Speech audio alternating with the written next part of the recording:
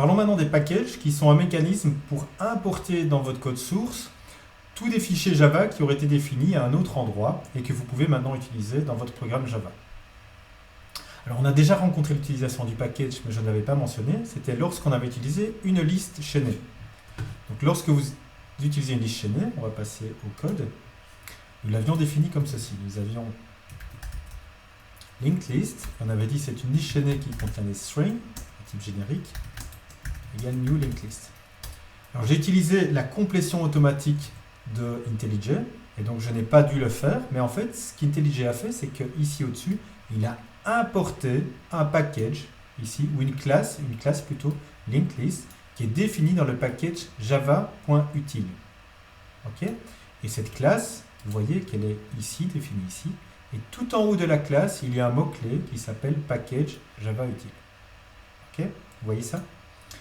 En fait, j'aurais pu aussi trouver le chemin ou la documentation de cette classe au départ de l'API Java. Et donc pour aller sur l'API Java, vous tapez Java 8 API dans Google. Le premier lien que vous avez, c'est celui-ci. Et en fait, tout ce que vous voyez à gauche ici, ce sont les packages. Vous voyez le package. Et il y a un package qui s'appelle java.util, java.util, voilà, qui contient toute une série de collections pour stocker des données, dont la classe linked list que vous allez trouver ici dans l'ordre alphabétique. La voici. Ok, qui est donc bien définie dans le package java.util. Ok.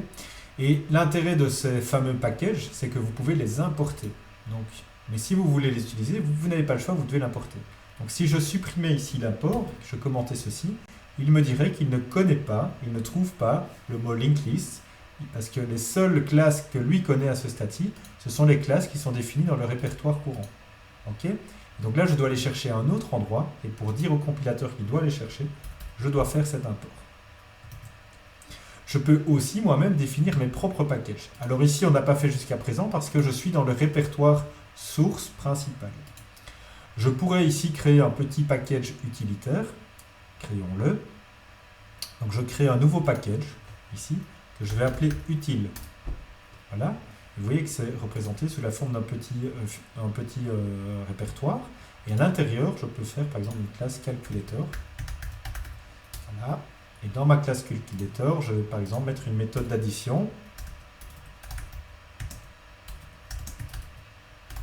Big static int addition entre deux nombres et je retourne la somme de ces deux nombres a plus b. Et j'ai oublié le petit mot clé return. Si je souhaite utiliser ceci, voilà, vous voyez que ici je ne peux pas faire addition calculator, la classe s'appelle calculator point addition. Voilà, ça fonctionne parce que je suis dans un package parent. Ok, mais si j'avais été dans un autre package ici, je fais un autre package, appelons-le appli. Le package application, et je vais déplacer ma méthode main à l'intérieur de ce package, donc je restructure un petit peu mon programme, voilà, je suis là. Je suis donc dans le package ici, application, et là, il a dû faire le import de manière explicite. Si je ne faisais pas ça, il n'aurait pas été capable de faire l'import. Il n'aurait pas été capable de trouver cette classe.